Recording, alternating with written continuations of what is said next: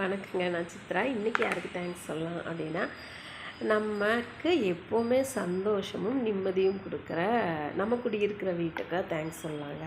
அப்புறம் இருக்குல்ல, நமக்கு நம்ம வந்து லைஃப் ஈஸின்னு புரிஞ்சு வச்சுருக்கோம்.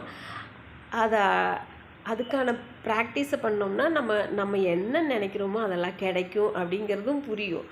ஆனால் அது செய்யறதுக்கு கொஞ்சம் சங்கடப்படுறோம் இல்லையா? அதுக்கு நம்ம மனசை கூட்டு போகிறக்கு நம்ம எப்போ பாரு சோம்பேறியா ஏதோ ஒன்று ரொம்ப, அதாவது இப்போ இருக்கிற சந்தோஷமே போதும், ஆனால் எல்லாமே வேணும், ஆனால் அதுக்கு வேலை செய்யறதுக்கு கொஞ்சம் சங்கடமாக இருக்குது அப்படின்னு நம்ம ஃபீல் பண்ணுறோம்ல. அதுக்கு சங்கடப்படாமல் சந்தோஷமாக நம்ம கான்ஷியஸை கூட்டு போகிறதுக்கு என்ன பண்ணணும் அப்படின்னா, இப்போது நம்ம உடம்புல வந்து இச்சை செயல்கள் நிறையா நடக்குது, அனிச்சை செயல்களும் நடக்குது.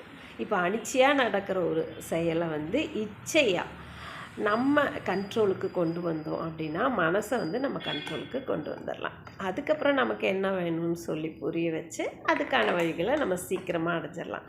இப்போ என்ன பண்ணணும்னா, அனிச்சை செயலாக தானே வந்து சுவாசம் நடக்குது. நம்ம யோசித்தாலும் அது நடக்கும், யோசிக்காட்டியும் நடக்கும். இப்போ அதையே நம்ம கண்ட்ரோலில் நம்ம யோசிக்கணும். மனசை கூப்பிட்டு வந்து இப்போ எவ்வளோ சுவாசம் வந்து நீ விடுற, அந்த மாதிரி யோசி அப்படின்னு கவுண்ட் பண்ணு அப்படின்னு யோசித்தோம்னா, அதாவது இப்போ நடக்கிற ஒரு விஷயத்தை நம்ம கவனிச்சுக்கிட்டு இருந்தோம் அப்படின்னா மனசு எங்கேயுமே போகாது.